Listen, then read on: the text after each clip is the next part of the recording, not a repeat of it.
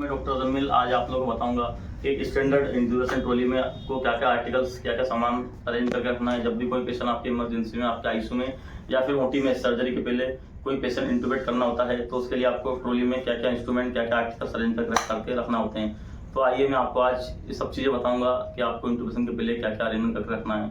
तो देखिए, सबसे पहले हम जो पेशेंट के लिए इंट्यूबेट करने के पहले जो अरेंजमेंट होता है उसमें सबसे पहले जो होता है फेस मास्क होता है। ये face mask, adult face mask 3 number, female male के लिए 4 नंबर और फीमेल के लिए 3 नंबर फेस मास्क लेते हैं हम। फेस मास्क के साथ एक एल कनेक्टर होता है, इस एल कनेक्टर को इस फेस मास्क से कनेक्ट करते हैं। इसके बाद हम जो लेते हैं एक अम्बू बैग लेते हैं। इस अम्बू बैग को इसके अंदर जो एल कनेक्टर होता है हमारा इसमें कनेक्ट कर देते हैं। वह इसके बाद पेशेंट को प्री ऑक्सीजनेट करते हैं। देखिए, इस तरह से आपको पेशेंट के फेस को लगा देना है फेस मास्क को एल कनेक्टर को एम्बू बैग से कनेक्ट करके, और फिर आपको प्री ऑक्सीजनेट करना है। प्री ऑक्सीजनेट पेशेंट को हम इंट्यूबेशन के पहले इसलिए करते हैं ताकि हमें इंट्यूबेशन करने के लिए टाइम मिल जाए, क्योंकि इन्वायरमेंट में जो ऑक्सीजन होती है वो 21% होती है, कुछ उसमें नाइट्रोजन भी होता है। तो हम पेशेंट को जब भी ऑक्सीजन इंट्यूबेट करते हैं तो उसको बोलते हैं गहरी सांस लो। 1 मिनट में 8 ब्रीथ लो, 8 ब्रीथ लो, 8 बार सांस लो। तो उससे पेशेंट गहरी सांस लेगा तो उसमें बॉडी में जो है ऑक्सीजन की मात्रा बढ़ जाएगी, तो इससे हमें इंट्यूबेट करने में ज़्यादा टाइम मिल जाएगा। तो इंट्यूबेशन करने के सबसे पहले आपको पेशेंट को प्री ऑक्सीजनेट करना है। प्री ऑक्सीजनेट करने के लिए फेस मास्क, अम्बू बैग की आपको जरूरत पड़ेगी। इसके बाद जो आता है हमारा, अगर पेशेंट को आप प्री ऑक्सीजनेट कर रहे हैं, प्री ऑक्सीजनेट करने के टाइम हो सकता है टंग फॉल हो पेशेंट का, तो टंग फॉल को रोकने के लिए आपको एप्रोप्रिएट नंबर के एयरवे चाहिए रहते हैं। इसको एयरवे बोलते हैं। 3 number, 4 number, 1 number, 2 number, 3 number, 4 number के रहते हैं। आप अपने पेशेंट के हिसाब से एयरवे का यूज़ कर सकते हैं। एयरवेज को आपको इस तरह से लगाना है उल्टा करके हार्ड प्लेट की तरफ, जैसे सॉफ्ट प्लेट आता है तो एयरवे को आपको घुमा देना है, वह इसको लगाना है। इससे आपकी टंग फॉल नहीं होगी। इससे टंग फॉल होने से पेशेंट बच जाएगा। वह इंट्यूबेट करने के बाद भी आपको एयरवे लगा के रखना है। ये तो हो गया हमारा एयरवे। एयरवे के बाद हमें जो अगली चीज़ की जरूरत पड़ती है वो होता है लेरिंजियोस्कोप। लेरिंजियोस्कोप इस तरह का होता है। इसमें एक ये हैंडल होता है, वह इसमें ब्लेड होती है। ब्लेड आपको पेशेंट का अकॉर्डिंग सिलेक्ट करना है। नॉर्मली जो हम ब्लेड सिलेक्ट करते हैं वो 3 नंबर और 4 नंबर होती है, बाकी 1-2 नंबर जो होती है वो बच्चों में यूज़ की जाती है। ये लेरिंजियोस्कोप होता है। लेरिंजियोस्कोप ये ब्लेड होती है। इसको हम इस तरह इसमें कनेक्ट करते हैं। इसमें एक कनेक्टर होता है, ऐसे लगा के इसको चालू कर देते हैं। देखिए, इसमें यहाँ पे लाइट जलती है। वह हम फिर इससे पेशेंट को इंट्यूबेट करते हैं। इंट्यूबेट करने के लिए पेशेंट को आप लेरिंजियोस्कोप को ये पोजीशन में पकड़ के रखना होता है, जिससे आपका ट्रेकिया और वोकल कॉर्ड विजिबल होता है। ये हो गया हमारा लेरिंजियोस्कोप। लेरिंजियोस्कोप का यूज़ हम इस तरह करते हैं। उसके बाद नेक्स्ट चीज़ की हमें जो ज़रूरत पड़ती है वो होती है हमें एंडोट्रेकियल ट्यूब की। एंडोट्रेकियल ट्यूब भी हमारे पास एप्रोप्रिएट साइज होना चाहिए। जैसे कि 6 नंबर, 6.5 नंबर जो हम फीमेल में यूज़ करते हैं, वो 7, 7.5, 8 नंबर तक जो ट्यूब होती है वो एडल्ट मेल में यूज़ की जाती है। ये देखिए, जो हमारे पास ये 6 नंबर ट्यूब है ये हम एडल्ट फीमेल में यूज़ करते हैं, और जो 7, 7.5 नंबर की ट्यूब होती है वो हम मेल में यूज़ करते हैं। तो मेरे पास एक ये डिफेक्टेड पीस था, मैं इसके जरिए आपको बताता हूँ। ये देखिए, जो एंडोट्रेकियल ट्यूब होती है वो इस तरह की दिखाई देती है। इसमें एक कफ होता है। कफ में हम ये यहाँ से बलून होता है, इससे एयर फिल करते हैं तो ये इन्फ्लेट हो जाता है। जब हम ट्यूब डाल देते हैं, ट्यूब डालने के बाद आपको एक 10 cc की सिरिंज से ये जो बलून होता है बाहर पे, इसको इन्फ्लेट करना होता है। जब आप इसको इन्फ्लेट करेंगे तो जो एंडोट्रेकियल ट्यूब का जो कफ है ये अंदर पे इन्फ्लेट हो जाएगा। इन्फ्लेट का मतलब होता है कि अंदर हवा भर जाएगी, तो कोई भी जो गैस्ट्रिक कंटेंट है हमारे ट्रेकिया में नहीं जाएंगी, पेशेंट एस्पिरेट नहीं कर पाएगा इससे। ये देखिए, इस तरह से ये अंदर बलून फूल जाता है इसमें एंडोट्रेकियल ट्यूब में। वह इसमें कुछ मार्किंग होती है। ये देखिए, ये मार्किंग हम जो नॉर्मल फिक्स करते हैं एंडोट्रेकियल ट्यूब को, वो 21, 22, 23 नंबर तक एंडोट्रेकियल ट्यूब को जो है मार्क करके पेशेंट को फिक्स करते हैं। ये एंडोट्रेकियल ट्यूब होती है। नॉर्मली अगर पेशेंट कोई भी एनेस्थेटिक है या डॉक्टर है या आईसीयू इंटेंसिविस्ट है जो इंट्यूबेट करता है, अगर वो नॉर्मली इंट्यूबेट नहीं कर पा रहा है ओनली एंडोट्रेकियल ट्यूब से, तो उसके लिए हमें एक वायर की ज़रूरत होती है। इस वायर को हम स्टिलेट बोलते हैं। इसको मेडिकल टर्म में स्टिलेट बोला जाता है। ये स्टिलेट को हम एंडोट्रेकियल ट्यूब के अंदर इंसर्ट करते हैं इस तरह से। इसका इंसर्ट का यूज़ ये है कि जब आप एंडोट्रेकियल ट्यूब के अंदर इस स्टिलेट को इंसर्ट करेंगे तो इसमें जे शेप हो जाता है, जे शेप की हो जाती है आगे से। तो जब आप इंट्यूबेट करते हो तो इंट्यूबेशन करने के दौरान आपको जे शेप मिल जाता है। इससे ये जो ट्यूब है आसानी से इंसर्ट हो जाती है। ट्यूब को इंसर्ट करने के बाद आपको स्टिलेट को आराम से बाहर निकाल लेना है। ये इस तरह से इंट्यूबेशन किया जाता है। अगर आपका स्टिलेट से भी इंट्यूबेट नहीं हो पा रहा है तो एक और चीज़ होती है जिसे हम बूगी बोलते हैं। बूगी अभी जो है कि हमारे पास अवेलेबल नहीं है। जो एक हॉस्पिटल में इमरजेंसी आ गई थी तो हमारी बूगी वहाँ पे चली गई।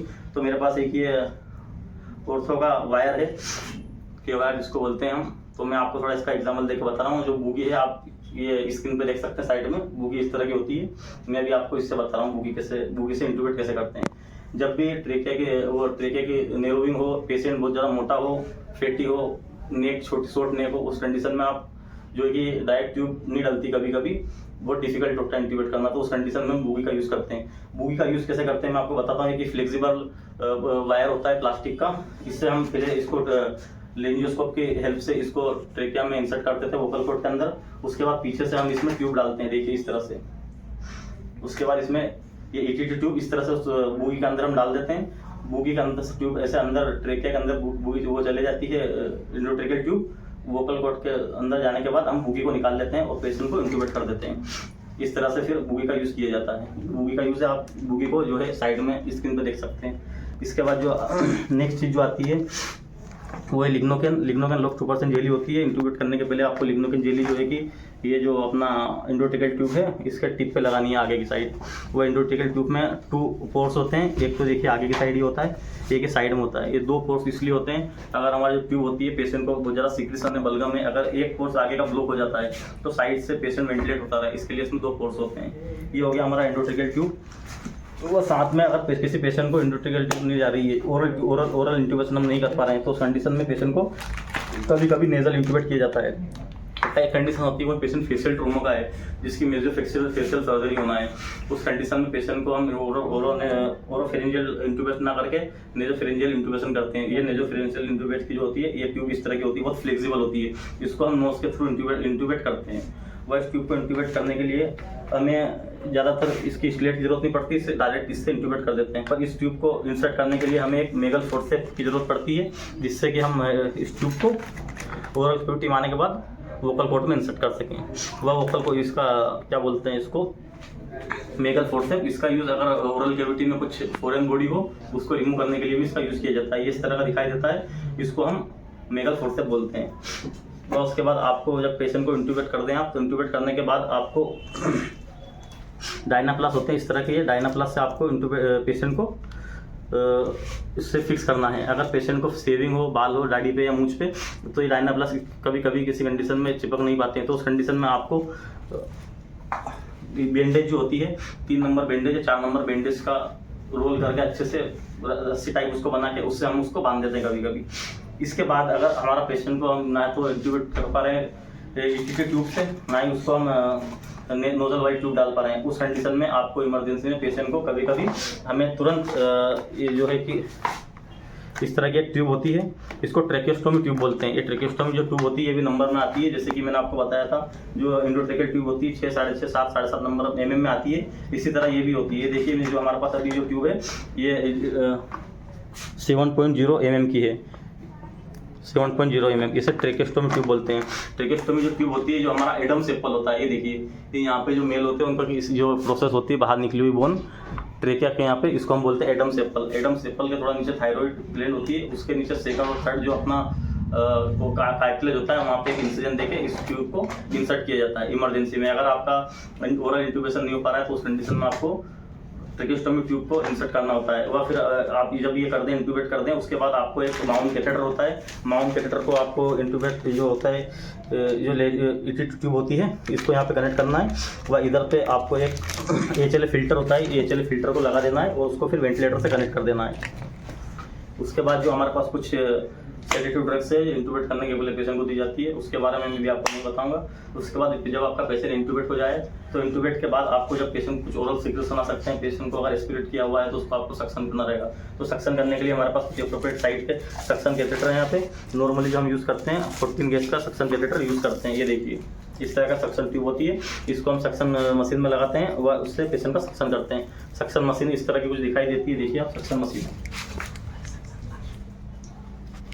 इस सक्शन कैथेटर से पेशेंट का सक्शन किया जाता है।